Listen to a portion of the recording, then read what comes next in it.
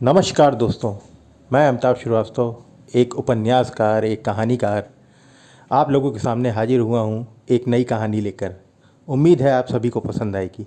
इस साल के बेस्ट स्टूडेंट का अवार्ड जाता है रवि कुमार को, जिसने इस साल इंजीनियरिंग की परीक्षा में टॉप करके इस कॉलेज का नाम रोशन किया है। स्वागत कीजिए रवि कुमार का। इतना कहकर उद्घोषक मंच से हट जाता है और तालियों की गड़गड़ाहट के बीच रवि को मंच पर बुलाया जाता है। रवि मंच की ओर बढ़ने लगता है। बगल में बैठी हुई उसकी माँ सुमन ज़ोर ज़ोर से तालियां बजा रही थी। आज सुमन की ज़िंदगी का सबसे यादगार दिन था। उसके सामने पिछले 20 सालों का पूरा वृतांत घूम रहा था कि किस तरह उसने मेहनत मजदूरी करके, दूसरों के घरों में कामकाज करके, ढेर सारी मुश्किलों का सामना करके रवि को पढ़ा लिखा कर इस लायक बना दिया था कि वह अपना स्वर्णिम भविष्य लिख सकता था। सुमन को यह लग रहा था कि आज उसके और रवि के दुख भरे दिनों का अंत नज़दीक है। रवि स्टेज पर जाकर अवार्ड ग्रहण करता है और दोनों माँ बेटे हंसी खुशी घर वापस लौट आते हैं। कुछ ही दिनों में रवि को शहर की एक बड़ी कंपनी में मैनेजर की नौकरी मिल जाती है। नौकरी मिलते ही वह माँ को इस बात के लिए राज़ी करता है कि अब उसे बाहर काम करने की कोई ज़रूरत नहीं है। उसे जीवन में जितना कष्ट उठाना था वह उठा चुकी है। अब मेहनत करने की बारी उसकी है। अब वह अपनी मेहनत और लगन से अपने और अपनी माँ के सारे सपने साकार करके दिखाएगा। अब उसकी माँ को थोड़े से पैसों के लिए यहाँ वहाँ भटकने की कोई ज़रूरत नहीं है। दरअसल रवि के पिताजी का निधन उसके बचपन में ही हो गया था। तब से सुमन ही उसके लिए माँ और बाप दोनों का फ़र्ज अदा कर रही थी। रवि की हर छोटी बड़ी ज़रूरत को पूरा करना, उसकी पढ़ाई लिखाई, सब सुमन की मेहनत का ही नतीजा था। रवि के समझाने पर सुमन मान गई और उसने घरों में काम करना बंद कर दिया। अब रवि अपनी नौकरी से अपनी और अपनी माँ की सभी ज़रूरतों का पूरा ख्याल रखने लगा। धीरे धीरे दिन बीतते चले गए। एक दिन रवि विशाखा नाम की एक लड़की को अपनी माँ सुमन से मिलवाने के लिए लेकर आता है। रवि बताता है कि विशाखा उसके साथ ही उस कंपनी में काम करती है और वह उसे बहुत पसंद करता है और उससे ही शादी करना चाहता है। रवि की बातें सुनने के बाद सुमन इस प्रस्ताव के लिए राज़ी हो जाती है। वह रवि और विशाखा को आशीर्वाद देती है और निश्चित दिन तय हो जाने पर दोनों का विवाह बड़ी ही धूमधाम से संपन्न हो जाता है। कुछ दिन तो सब अच्छे से बीतता है, पर उसके बाद विशाखा के व्यवहार में धीरे धीरे बदलाव आना शुरू हो जाता है। दरअसल विशाखा को सुमन के उस छोटे से मकान में रहना पसंद नहीं था। वह रवि को लेकर एक अच्छे से फ्लैट में शिफ्ट होना चाहती थी, जहां उसके लिए तमाम सुख सुविधाएं मौजूद हों। पर अपनी मां सुमन को छोड़कर रवि जाना नहीं चाहता था, इसलिए ना चाहते हुए भी उसे रवि और सुमन के साथ इस छोटे से मकान में रहना पड़ रहा था। वह रवि को रोज़ नए फ्लैट में चलने के लिए समझाती थी।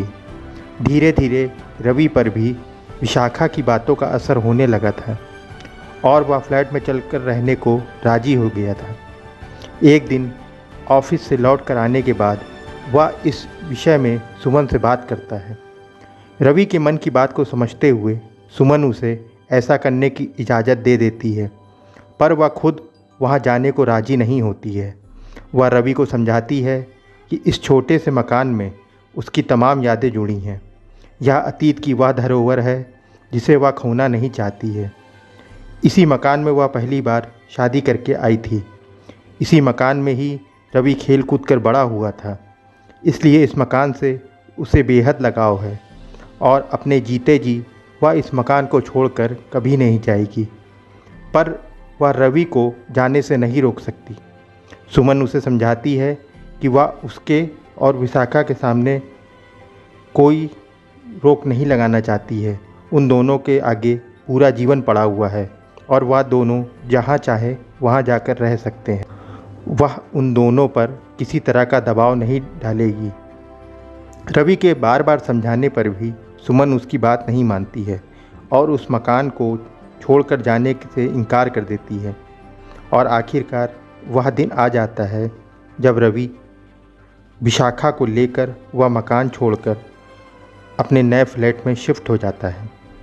वह अपनी मां सुमन से यह वादा करता है कि हर हफ्ते वह उससे मिलने आता रहेगा और घर खर्च के लिए उन्हें पैसे भेजता रहेगा। सुमन नम आँखों के साथ उन दोनों को वहाँ से विदा कर देती है। धीरे धीरे समय और बीतता चला जाता है। सुमन अब पहले से और अधिक कमज़ोर और बूढ़ी हो जाती है। अब रवि का भी उससे मिलने आना कम होता चला जाता है। वह अपने काम में इतना मशरूफ़ होता चला जाता है कि उसके पास अपनी माँ से मिलने का वक्त ही नहीं रहता है। जब वह फुर्सत में भी होता तो वह विशाखा और अपने दोनों बच्चों के साथ बाहर घूमने के लिए चला जाता, पर अपनी माँ से मिलने का समय उसके पास कभी नहीं रहता। सुमन सिर्फ टकटकी लगाए इस इंतज़ार में बैठी रहती कि इस बार तो उसका बेटा उससे मिलने, उसका हाल चाल जानने ज़रूर आएगा, पर वह नहीं आता। धीरे धीरे रवि को अपनी माँ का जरा भी ख्याल नहीं रहा। उसने घर खर्च के पैसे तक देने बंद कर दिए। सुमन को अपनी ज़रूरतों के लिए फिर से लोगों के यहाँ घरों में काम करने को मजबूर होना पड़ा, पर वह इतनी बूढ़ी और बीमार हो चुकी थी कि उससे अब ज़्यादा काम नहीं हो पाता था।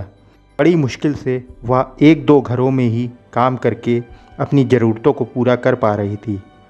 अपने इलाज के लिए वह एक पैसा भी नहीं जुटा पा रही थी।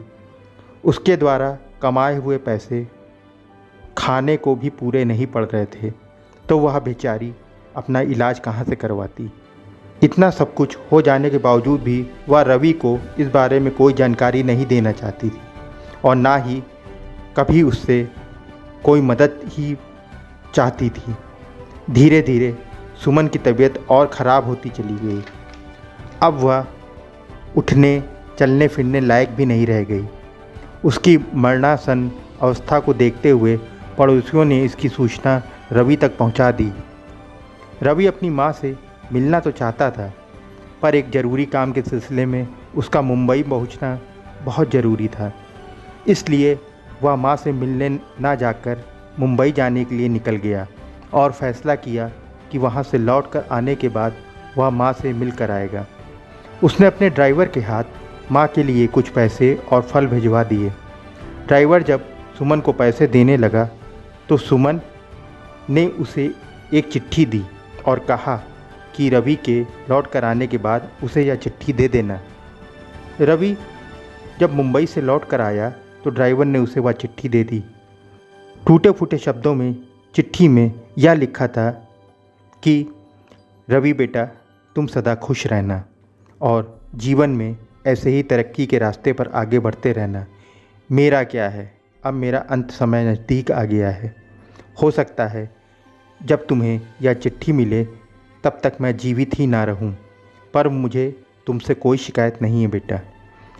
तुम्हारी कामयाबी से मैं बहुत खुश हूं और मेरा आशीर्वाद है कि तुम जीवन में वह सब कुछ हासिल करो जिसके सपने हम दोनों मिलकर देखा करते थे।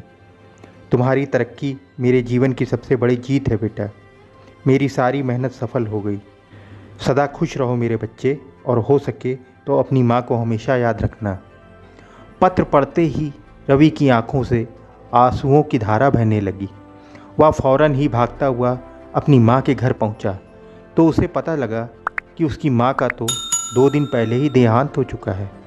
उसके यहाँ समय पर ना पहुँच पाने के कारण आसपास के लोगों ने चंदा इकट्ठा करके उसका अंतिम संस्कार भी कर दिया। पास में ही रहने वाले सोहनलाल जी ने रवि को उसकी माँ की अस्थियाँ सौंप दी।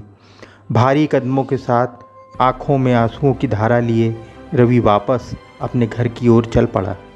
आज उसे अपने आप पर बेहद शर्म महसूस हो रही थी कि इतना कामयाब इंसान बन जाने के बावजूद भी वह जीवन में एक अच्छा बेटा नहीं बन पाया था। सच ही कहा गया है दोस्तों, आज हम जीवन में जो भी बन पाए हैं वह सिर्फ़ और सिर्फ हमारे माँ बाप की मेहनत का ही नतीजा है। उनके ही निस्वार्थ और ईमानदार प्रयास से ही हमें जीवन में कामयाबी की सीढ़ियों तक पहुंचने का हौसला प्रदान होता है। उम्मीद है मित्रों, कहानी आपको पसंद आई होगी। अगर कहानी अच्छी लगे तो चैनल को लाइक करें, सब्सक्राइब करें और हाँ, अपने सुझाव देना ना भूलिएगा, क्योंकि आपकी सुझाव ही तो मेरी प्रेरणा है। धन्यवाद।